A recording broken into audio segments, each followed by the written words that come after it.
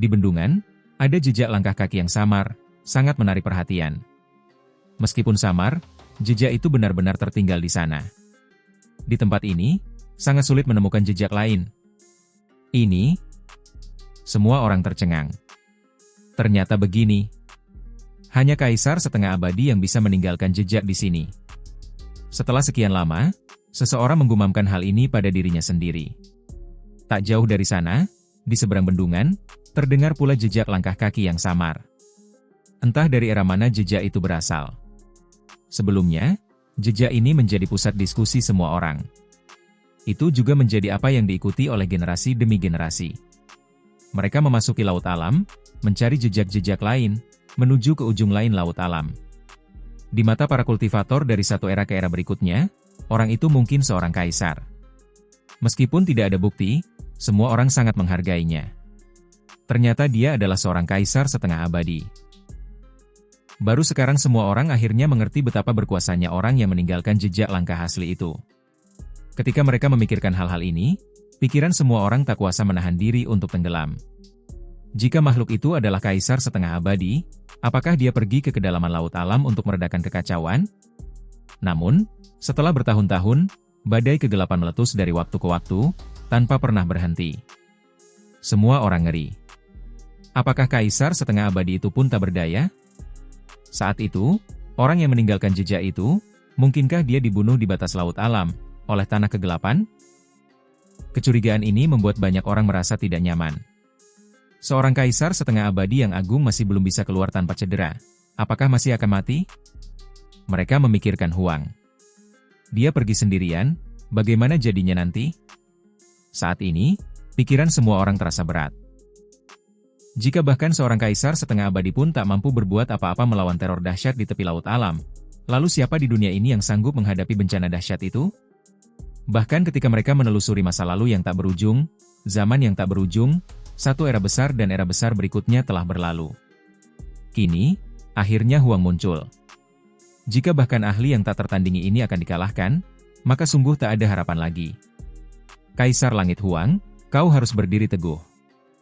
Ada seorang raja abadi tua yang mengatakan ini. Ia memandang laut alam, tempat ini diselimuti kabut, sangat mendung. Sosok Si Hao telah lama menghilang. Usia mereka semua lebih tua dari Si Hao, entah berapa banyak era besar yang telah mereka jalani, tetapi saat ini, wajah mereka masih penuh dengan sikap serius. Ketika mereka mengucapkan 3 kata Kaisar Surgawi Huang, mereka sangat serius, sangat serius. Inilah pengakuan mereka. Si Hao telah mendominasi dunia, dan telah lama menjadi tak tertandingi. Kekuatannya membuat mereka semua melupakan usianya. Waktu berlalu, tahun demi tahun terus berlalu. Ribuan tahun berlalu. Wilayah abadi sangat tenang, tak banyak yang terjadi. Di laut kerajaan, angin dan ombak juga tidak terlalu kencang. Meskipun ada raja yang kembali, tidak ada gangguan besar, semuanya tampak menunggu dengan damai. Itu karena sekarang, semua raja mendengar bahwa kini ada seorang kaisar setengah abadi di dunia ini, bahkan artefak kuno origin dibuka olehnya, terlebih lagi ditundukkan. Jadi siapa yang berani bertindak acak? Selama kurun waktu yang singkat ini, mereka yakin bahwa Kaisar Langit Huang belum pergi jauh, atau mungkin dia tidak pergi sama sekali, menunggu kekacauan dimulai, merasa seperti bencana sedang mendekat. Menengok kembali ratusan ribu tahun yang lalu, Huang memasuki laut alam lebih dari sekali, tetapi selalu kembali.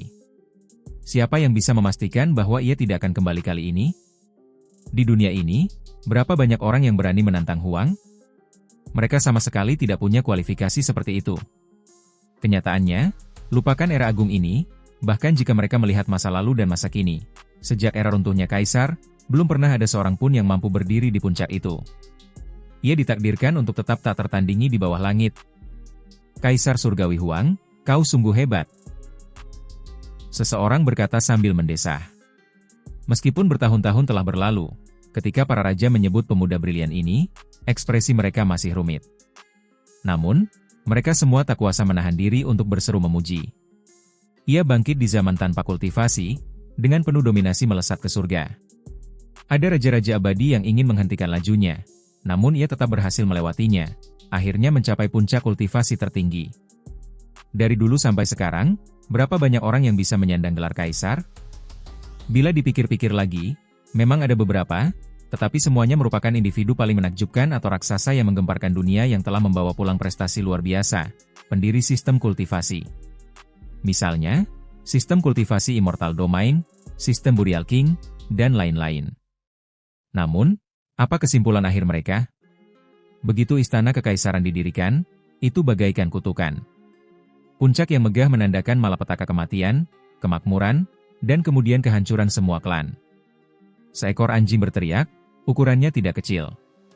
Pikirannya tajam dan tatapannya tajam. Makhluk itu kini seukuran anak sapi, berkepala persegi dan bertelinga besar. Matanya terbuat dari tembaga, bulu dan kulitnya hitam pekat, berkilau dan berkilau, sosoknya luar biasa tegap. Kenapa domain abadi berantakan sekali? Berbeda sekali dari sebelumnya, sungguh kejam, pertempuran besar sudah sampai sejauh ini, terlalu kejam. Gumam anjing itu. Di sampingnya ada beberapa orang lain, di antaranya seorang Taois gemuk berambut hitam legam dan berwajah berkilau, tampak agak gemuk. Mereka berjalan-jalan di sekitar domain abadi, melihat-lihat. Dia tak diragukan lagi adalah Cao Yusheng dan anjing itu adalah anjing kecil masa lalu. Saat itu, mereka sudah tua dan sekarat, memasuki tahun-tahun terakhir mereka, sudah hampir mati karena usia. Namun, mereka tetap menggila, mengerahkan segenap tenaga, rambut putih berhamburan saat mereka membawa Si Hao ke bumi pemakaman, menangis dan melolong, memohon kepada Raja Pemakaman untuk menyelamatkannya. Kemudian, mereka benar-benar tak sanggup bertahan lebih lama lagi, memilih jalan para ksatria mayat hidup. Mereka mengubur diri di bumi kehidupan, melakukan transformasi. Mungkin mereka dapat dianggap telah mengalami transformasi mayat. Ada juga seorang pria dan seorang wanita yang mengikuti di belakang mereka, tepatnya Shen Ming dan San Zhang. Keduanya lah yang membangunkan Cao Yusheng, dan juga memberinya kristal ingatan. Kenangan di dalam kristal membuat pria dan anjing itu mengenang masa lalu. Bagaimana mungkin mereka tidak terguncang? Sebelumnya mereka menangis dan menjerit, tetapi satu kali tidur berlangsung selama 1.600.000 tahun. Siapakah yang tersisa di dunia ini? Untungnya, mereka menemukan semut bertanduk surgawi. Ia datang ke bumi pemakaman untuk menemukan mereka, lalu membawa mereka ke alam abadi. Rambut semut tanduk surgawi berwarna keemasan dan berkilau. Setelah menjadi makhluk kuat dari 10 iblis, ia terus berkultivasi dengan gigih. Ia memiliki kekuatan yang luar biasa. Jika ia didorong hingga batasnya, prestasinya akan tak terbatas. Huang, Si Hao, saudaraku, aku tetap datang terlambat. Kau, ternyata sudah berangkat sendirian. Bahkan jika aku hanya di sini untuk mengantarmu, itu tetap akan menyenangkan, teriak Cao Yusheng. Terutama ketika mereka tiba di reruntuhan istana kekaisaran, matanya memerah. Ada kuburan-kuburan di sana, satu demi satu, begitu pula rumput liar yang tumbuh melebihi tinggi badan seseorang. Tembok-tembok yang runtuh dan puing-puing berserakan di mana-mana, tak henti-hentinya menggambarkan kesuraman tempat ini. Dia bisa membayangkan suasana hati Si Hao saat itu, mengambil gelar istana kekaisaran sendirian, bertarung sendirian, dan kemudian berangkat sendirian. Sebelum Huang pergi, dia jelas-jelas berbalik, melihat ke arah ini, tetapi dia hanya bisa terus melanjutkan perjalanannya dengan teguh. Pada akhirnya, Cao Yusheng tiba di depan makam kuno itu, mulai terisak-isak. Ia duduk di depan makam tua Gu Yulong, menuangkan anggur ke arah itu, sambil menangis berkata, "Saudaraku, kita dulu berjalan berdampingan di Imperial Pass. Meskipun saat itu, kultivasiku tidak setinggi milikmu, aku masih berani keluar kota bersama kalian semua untuk menghadapi bajingan-bajingan dari dunia asing. Namun, aku masih hidup, tapi kau selangkah lebih maju dariku. Sutuo yang agung, botak, kenapa kau juga pergi? Hubunganku denganmu tidak begitu dekat, tapi aku juga tahu kau bisa dianggap orang baik. Akhir cerita ini sama sekali tidak baik." Cao Yusheng menangis. Shen Ming memutar matanya. Meskipun si gendut ini patah hati, dia benar-benar tidak tahu cara berbicara yang benar. "Lansian, kau sangat cantik, tapi kau tetap mati. Kau benar-benar wanita cantik yang malang." Setelah Cao Yusheng berhenti menangis, ia pun menghampiri para prajurit tua dan makam para jenderal tua itu. Matanya merah, sangat sedih ketika ia berkata, "Ada begitu banyak saudara di sini. Kita pernah minum bersama sebelumnya. Beberapa dari kalian berasal dari desa batu, beberapa dari tempat lain, tetapi kalian semua berasal dari alam bawah. Namun, pada akhirnya, kalian semua mati. Kuharap Huang dapat menyapu kegelapan dan suatu hari nanti membawa kembali kepala sumber bencana untuk kalian semua. Saudara-saudara tua, kudoakan kalian semua sehat. Matanya merah, semut tanduk surgawi juga mulai merasa sedih. Mereka berasal dari usia yang sama. Pada akhirnya, berapa banyak dari mereka yang masih tersisa? Huang, terima kasih. Shen Ming juga berkata lirih, menatap ke kedalaman kehampaan, ke arah laut alam. Si Hao membunuh pemilik labu berkilau itu, Zhu Chong. Ini bisa jadi merupakan upaya untuk mengembalikan karma besar ke bumi pemakaman, melenyapkan musuh besar mereka. Kami berusaha sebaik mungkin untuk menjadi raja pemakaman, kami berharap suatu hari nanti, kami dapat berjuang bahu-membahu dengan kalian, kata Sanzang. Dia tahu bahwa kesempatan ini masih jauh dan mustahil. Jika hari itu benar-benar tiba, seberapa burukkah situasinya? Si Hao sudah menjadi kaisar setengah abadi. Apakah dia masih membutuhkan bantuan? Bagaimanapun, aku akan melakukan apapun yang kubisa untuk mencoba membantumu dalam beberapa hal, kata Cao Yusheng. Sejak hari itu, Cao Yusheng, si anjing kecil yang lebih besar, dan semut bertanduk surgawi mulai membangun kuil di domain abadi satu demi satu. Di dalamnya terdapat gambar Si Hao. Saudaraku, aku tahu kau sangat kuat, tapi aku masih takut kau mungkin terbunuh dalam pertempuran. Ini adalah metode yang kami temukan saat menelusuri buku-buku pemakaman, mirip dengan cara kami mengumpulkan kekuatan kehendak di alam bawah. Kuharap ini bisa sedikit membantumu. Kuil-kuil bermunculan satu demi satu, semuanya menahbiskan satu orang Kaisar Surgawi Huang. Jika ini terjadi di masa lalu, mereka pasti akan menghadapi perlawanan hebat. Mereka akan membawa bencana bagi diri mereka sendiri. Namun, tak seorang pun di domain abadi saat ini menghentikan mereka. Semua klan tahu tentang Huang, semua meneriakan namanya.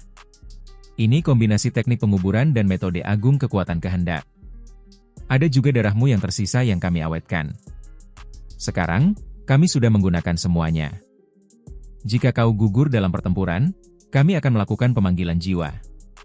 Kau pasti akan kembali dan muncul kembali di dunia ini. Mereka ketakutan, khawatir Si Hao tidak akan kembali setelah pergi.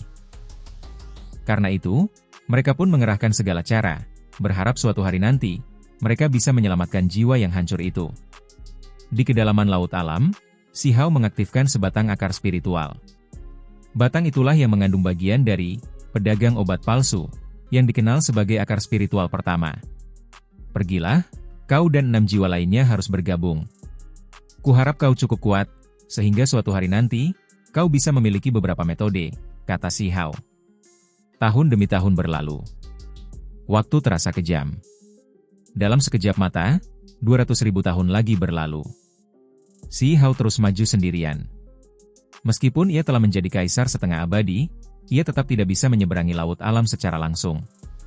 Laut ini terlalu luas, terlebih lagi, formasi teleportasi biasa tidak bisa digunakan di sini sama sekali. Hanya ada beberapa pulau di mana formasi dapat diukir, sehingga memungkinkan kemajuannya lebih cepat. Dalam 200.000 tahun terakhir, kuil-kuil dibangun satu demi satu, menjadi semakin megah dan suci, secara bertahap mulai memancarkan kecemerlangan. Biasanya, ada banyak klan yang datang memberi penghormatan, sambil meneriakkan nama Kaisar Surgawi Huang. Meskipun sudah bertahun-tahun berlalu, mereka masih belum banyak mendengar tentang Huang, tidak tahu bagaimana keadaannya, banyak orang masih berterima kasih padanya. Setelah bertahun-tahun, angin laut alam mereda. Sesekali, ketika badai kegelapan meletus, badai itu dicabik-cabik oleh kekuatan misterius, namun para raja yang kembali masih tak berani melawan. Semua orang tahu bahwa ini semua karena Huang.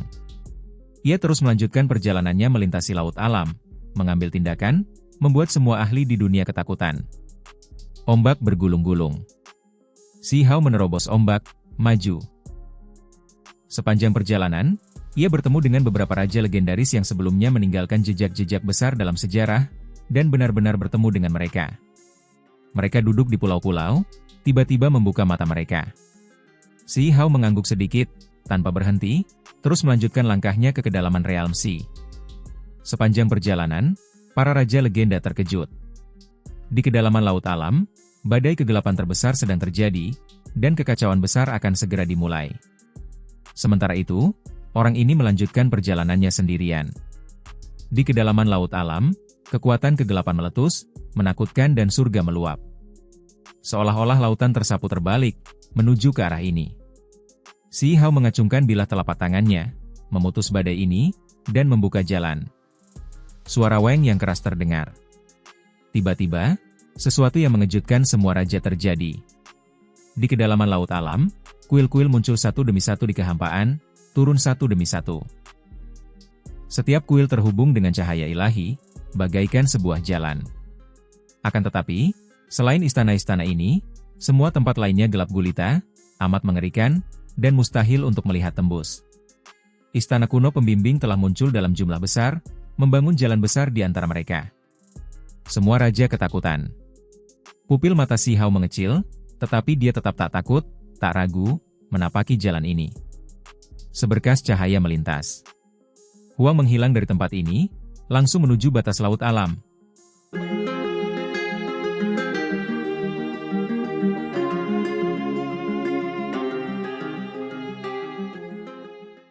Kegelapan itu tak berujung, membentang hingga ke laut alam. Di langit di atas laut kerajaan, hanya istana-istana kuno itu yang bersinar. Di antara istana-istana itu, terdapat pelangi-pelangi ilahi yang saling terhubung, membentuk jalur-jalur agung.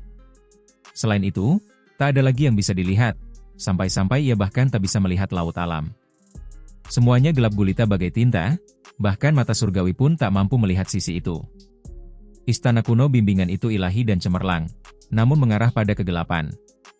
Si Hao melangkah maju, tanpa seolah-olah satu langkah telah melewati sebuah era besar. Gerakannya memang tidak terasa secepat itu, tetapi seolah-olah satu langkah telah membawanya melewati sebuah era besar. Setiap langkahnya seakan meninggalkan jutaan li di belakangnya. Waktu seakan berputar mundur. Seolah-olah ia melangkah ke masa lampau yang jauh. Dao besar bergemuruh, hukum misterius menekan. Ia berada di batas kegelapan, seakan-akan ia hampir sampai namun tampaknya ia tidak mampu mengambil langkah terakhir. Waktu dan ruang terasa kacau di sini, tahun-tahun berganti. Seolah-olah ini bukan bagian dari dunia nyata, cahaya masa depan berkelap-kelip. Ada jejak masa lalu yang berputar-putar, mustahil dibayangkan. Dengan suara dong, seolah-olah genderang istana kekaisaran yang telah ada sejak lama berdenting, mengeluarkan suara teredam. Sebuah jalan besar terbuka dalam kegelapan, terbentang di hadapannya. Perjalanan istana kuno bimbingan sampai pada akhirnya. Sementara itu, ada bendungan abu-abu biasa yang muncul di tempat ini. Dia benar-benar tiba di ujung dunia ini. Si Hao kembali ke laut alam, menginjak permukaan laut. Ia menatap ke depan, menatap bendungan raksasa yang menghalangi jalannya, di baliknya tampak dunia yang luas dan tak terbatas. Namun, tempat itu gelap gulita. Bahkan sebagai kaisar setengah abadi, ia hanya bisa melihat garis samar. Hukum alam di sini aneh, tidak sesederhana yang dibayangkan. Terlalu damai. Di batas laut alam, tak terdengar sedikit pun suara, tak terlihat badai kegelapan. Si Hao berbalik, menatap beberapa pulau di kejauhan di belakangnya. Ia menunjukkan ekspresi khawatir. Pulau-pulau itu tersebar di mana-mana, beberapa di antaranya berupa pulau dan beberapa lainnya hanyalah batu-batu raksasa yang mencuat dari permukaan laut. Si Hao dapat merasakan ada kehidupan di sini. Kenapa bisa? Pakar itu dari usia berapa? Kenapa ada rasa tertekan? Di sebuah pulau, sesosok makhluk tiba-tiba membuka matanya, menatap Si Hao, wajahnya dipenuhi keterkejutan. Seorang ahli yang menakutkan, dia tidak takut pada istana kuno bimbingan, yang mengikuti jalan yang telah dibangunnya. Ada beberapa ahli di pulau-pulau ini yang usianya sangat tua, tak diketahui berapa banyak era besar yang telah mereka lalui di sana.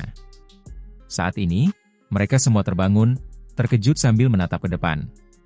Itu karena mereka memiliki semacam perasaan yang mengkhawatirkan di hati, merasa bahwa anak muda itu terlalu kuat, membuat mereka luar biasa ketakutan. Si Hao terus maju, tidak berbalik untuk mengobrol dengan makhluk-makhluk di pulau-pulau itu, hendak menaiki bendungan itu. Berhenti. Jangan terlalu gegabah. Teriakan-teriakan keras terdengar dari belakang, sangat cemas. Semua makhluk itu ketakutan, semuanya mundur ke balik pulau mereka, seolah menghindari sesuatu. Segera setelah itu, langit dan bumi terbelah, hantu-hantu menangis dan para dewa meraung. Dunia ini seakan memasuki hari kiamat, rantai hitam tatanan berubah menjadi badai.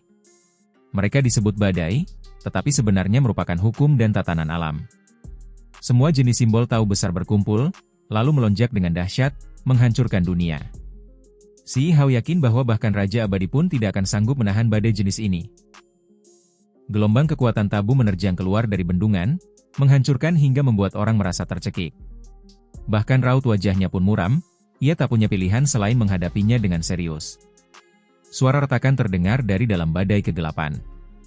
Ternyata ada senjata Raja Abadi yang naik turun, terhempas dari laut. Lalu, mereka meledak di kehampaan, hancur total. Bisa dibayangkan, setelah bertahun-tahun, terlalu banyak hal yang terjadi. Makhluk-makhluk terkuat pernah berkelana di sini, tetapi semuanya mati mengenaskan. Bahkan senjata mereka semua tenggelam ke laut alam. Hanya saja, kadang-kadang, ketika badai dahsyat menerjang laut, beberapa senjata masih naik dan turun. Tetapi pada akhirnya, mereka tidak dapat lolos dari bencana kehancuran. Terlalu kuat, badai dao besar ini sungguh mengerikan. Bahkan senjata para raja raksasa abadi pun tak mampu menahan tekanannya, dan meledak di sini. Ini berarti tubuh para raja pun tak akan mampu menahan kekuatan ini. Tubuh Si Hao terasa seperti ditusuk-tusuk pisau. Agak sakit, tapi ia tidak benar-benar terluka. Permukaan tubuhnya memancarkan cahaya berkilauan, tubuhnya yang tak tergoyahkan kokoh dan tak tergoyahkan, menghadang badai. Dia bahkan tidak menyerang, hanya secara pasif menahan badai ini. Inilah kekuatan seorang kaisar setengah abadi. Semua makhluk yang ada di pulau itu menunjukkan ekspresi getir di wajah mereka. Jika pulau-pulau itu tidak istimewa dan menyediakan perlindungan alami, mereka semua pasti sudah mati. Meskipun demikian, wajah beberapa dari mereka masih memucat. Simbol-simbol dao agung dari badai kegelapan ini berdempetan, beberapa bahkan menggerogoti pulau-pulau. Bagi mereka, ini adalah bahaya yang mematikan. Si Hao yakin bahwa ini adalah badai simbol dao tingkat kaisar setengah abadi. Ia akhirnya bertindak, menebas angin, bahkan menghapus simbol-simbol hitam pada pulau-pulau tersebut untuk mencegah makhluk-makhluk itu menderita bencana. Si Hao meletakkan tangannya di punggung, berdiri dengan tenang di permukaan laut, tidak melanjutkan lebih jauh, malah mulai berpikir dalam hati. Apakah ia benar-benar akan memanjat bendungan? Apakah pertempuran besar akan dimulai seperti ini? Ini? Seorang kaisar? Di pulau-pulau itu, semua monster kuno itu membelalakan mata mereka karena linglung. Wajah mereka dipenuhi keterkejutan, mereka semua merasa ini tidak dapat dibayangkan. Mereka menderita kesulitan yang tak terkira, mengalami kesengsaraan yang tak berkesudahan, seolah-olah mereka mengalami 100 reinkarnasi kehidupan untuk tiba di sini. Untuk apa semua ini? Bukankah agar mereka bisa melangkah lebih jauh, melewati tanah kegelapan, dan akhirnya menjadi seorang kaisar? Namun, seseorang yang datang setelah mereka justru mencapai tingkat yang lebih tinggi, seolah-olah memiliki kekuatan setingkat kaisar abadi. Bagaimana mungkin mereka tidak terkejut? Tentu saja, ada orang-orang yang memiliki karakter keras kepala di antara mereka, membantai orang-orang di sini demi menghapus dendam di masa depan, ingin selamanya melenyapkan sumber dan masalah tanah kegelapan. Namun, waktu memang kejam, kenyataan memang kejam. Hanya dengan tiba di sini mereka menyadari bahwa mereka tak berdaya membalikan langit. Badai berhenti. Si Hao menyesuaikan dirinya, sudah bersiap menghadapi pertempuran besar, membantai orang dalam kondisi terkuatnya. Dewa Willow, Tetua Agung, Huoling Er, apakah kalian semua masih di sini? Semoga kalian sehat selalu. Si Hao berkata begitu dalam hati. Ia merasa agak khawatir. Setelah bertahun-tahun berlalu, apakah mereka masih baik-baik saja? Apakah mereka masih ada? Semenjak ia bertemu dengan monster berkepala 9 itu, ia selalu merasa gelisah dalam hatinya, takut kalau-kalau Dewa Willow, Tetua Agung dan yang lainnya akan mengikuti jejak monster itu. Teman Dao, kamu. Di belakang, di pulau-pulau itu, ada para ahli yang berdiri, sangat hati-hati, mengirimkan salam mereka pada Si Hao, dengan hati-hati bertanya kepadanya tentang latar belakangnya. Mereka adalah sekelompok monster tua yang telah hidup dalam waktu yang tak terbatas. Setelah tiba di batas laut alam, meskipun mereka tahu tempat itu berbahaya, bahwa badai kegelapan terkuat dapat berkobar kapan saja, mereka tetap tidak mau mundur. Si Hao tahu bahwa meskipun orang-orang ini kuat, mereka tidak akan tahu lebih banyak daripada dirinya. Itu karena mereka tidak memanjat bendungan, mereka selalu berhenti di sini. Tiba-tiba, ada beberapa sosok yang muncul di lorong yang tercipta dari istana bimbingan kuno, turun ke sini. Tukang jagal, peternak ayam, pengedar obat palsu. Seseorang berteriak ketakutan. Ketiga makhluk itu sangat kuat. Cahaya abadi yang mengerikan berputar-putar di permukaan tubuh mereka, simbol-simbol Dao Agung yang cemerlang dan pekat, melindungi mereka. Kalian bertiga tidak mundur? Kenapa kalian kembali? Di pulau-pulau itu, ada beberapa monster tua yang menanyakan hal ini. Hal itu terutama terjadi ketika mereka melihat bahwa orang-orang ini tiba melalui jalur istana kuno bimbingan. Kita hanya menikmati kejayaan orang lain, kita tidak membantai untuk masuk ke istana kuno bimbingan, hanya mengikuti di belakang teman Dao ini. Sang jagal berbicara. Pria ini kekar, kulitnya perunggu, rambutnya acak-acakan. Di punggungnya terdapat busur dan anak panah. Kekuatan yang dilepaskan tubuhnya luar biasa dan mengejutkan, kekuatan ilahinya sungguh tak tertandingi. Orang-orang ini lebih kuat daripada raksasa lainnya, hanya sedikit lagi untuk menjadi kaisar setengah abadi. Bahkan permukaan tubuhnya dipenuhi dengan lapisan cahaya yang melampaui level Raja Abadi, memastikan bahwa ia kebal terhadap semua kesengsaraan. Sayangnya, dia masih kurang satu tingkat, belum mampu untuk benar-benar mencapai level kaisar setengah abadi. Kita bertemu lagi. Ini pertama kalinya Si Hao berbicara sejak tiba di ujung laut alam. Ia menatap si jagal, menunjukkan ekspresi aneh. Ekspresi si tukang jagal juga rumit. Ia menatap Si Hao, lalu mendesah pelan. Saat itu, aku juga melihat sosok yang tampaknya namun juga tampak palsu. Ternyata itu kau? Banyak orang tidak tahu apa yang mereka katakan, hanya Si Hao yang mengerti. Bermimpilah kembali ke era runtuhnya kaisar, itu benar tetapi juga ilusi, gumam Si Hao dalam hati. Si jagal menghirup udara dingin lalu mengangguk. Satu dunia tak bisa menoleransi dua kebanggaan surgawi, jadi aku menghindarimu, menuju ke alam agung lain. Siapa sangka akhirnya aku bertemu tubuh aslimu di dunia ini, apalagi kau sudah menjadi kaisar setengah abadi. Sosok yang halus dan cantik melangkah keluar, menatap Si Hao. Ia tampak halus dan lemah, tetapi tak seorang pun berani meremehkannya. Samar-samar, aura yang ia lepaskan tidak lebih lemah dari aura si jagal, hanya saja auranya sangat terkendali. Inilah orang yang membangkitkan beberapa Phoenix sejati, yang berasal dari tanah pemakaman. Dia ternyata perempuan. Rumor yang beredar menggambarkannya sebagai sosok yang garang, bahkan dianggap laki-laki. Ada sosok lain, rambut putihnya bertebaran. Ketika melihat Si Hao, ia menangkupkan tinjunya, lalu memberi hormat. Sosok itu adalah ahli tak tertandingi yang membagi tubuhnya menjadi 6 bagian. Di antara mereka, ada satu orang yang mengikuti di sisi Si Hao, benar-benar menyaksikan banyak misteri Dao yang mendalam. Si Hao sebenarnya berharap dia bisa menerobos, sehingga bisa membantunya. Sayangnya, orang ini sama seperti si jagal, memiliki cahaya kaisar setengah abadi yang samar, tetapi tetap tidak berhasil pada akhirnya. Setelah era runtuhnya kaisar, hanya dia sendiri yang berhasil mencapai langkah ini. Ketiganya tampak memiliki kekuatan yang hampir sama. Namun, untuk menembus level raja, bagaimana mungkin semudah itu? Dia adalah Kaisar Langit Huang. Wanita di antara ketiga pakar itu memperkenalkan diri, menjelaskan identitas Si Hao. Di pulau itu, semua monster tua itu menarik napas dingin. Mereka semua ketakutan. Mereka yang berani mengklaim diri sebagai kaisar, tidak pernah memiliki akhir yang baik dalam sejarah. Namun, orang ini benar-benar berhasil menembus kerajaan raja. Kami memberi penghormatan kepada Kaisar Surgawi Huang. Bahkan para monster tua yang telah hidup dalam jangka waktu yang tak terbatas, dengan latar belakang yang mengerikan, kini tidak berani pamer, hanya menundukkan kepala dengan sopan ke arah Si Hao. Teman-teman Dao, silakan mundur. Aku akan menuju ke dunia itu, kemungkinan besar akan bertarung dalam pertempuran berdarah hidup dan mati. Laut alam ini kemungkinan besar tidak akan mampu bertahan lagi, Si Hao memperingatkan. Aku bersedia mengikuti teman Tao untuk membantai kita, teriak seseorang sambil mengepalkan tinjunya. Ia telah menunggu jutaan tahun, bukankah itu justru untuk memadamkan sumber kegelapan? Bahkan ketika aku memanjat, aku tidak tahu apakah aku akan bisa hidup.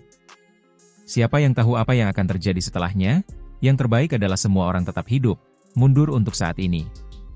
Si Hao menghela napas ringan. Mendengar ini, semua orang membuka mulut, tetapi kemudian terdiam.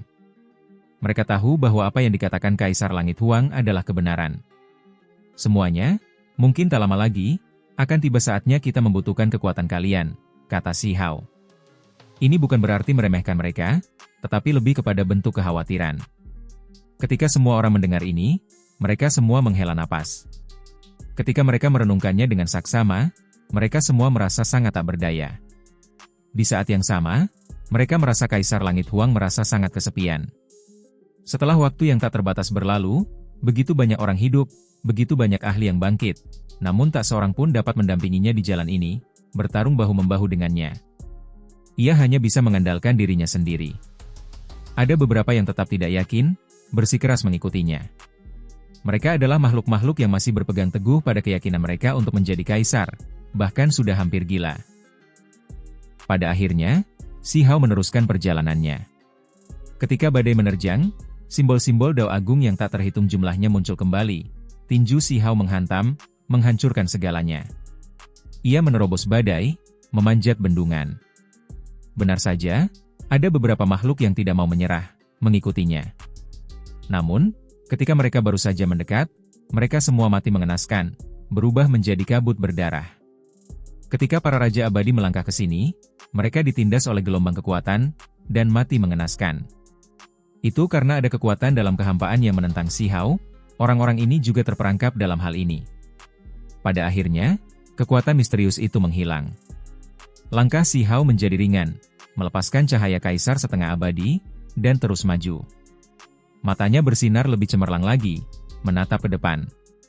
Negeri kegelapan, tempat ini sungguh berbeda, hukumnya berbeda, dan Dao Agungnya aneh. Jika bukan karena dia menggunakan tubuhnya sebagai benih, dia pasti akan mengalami masalah besar.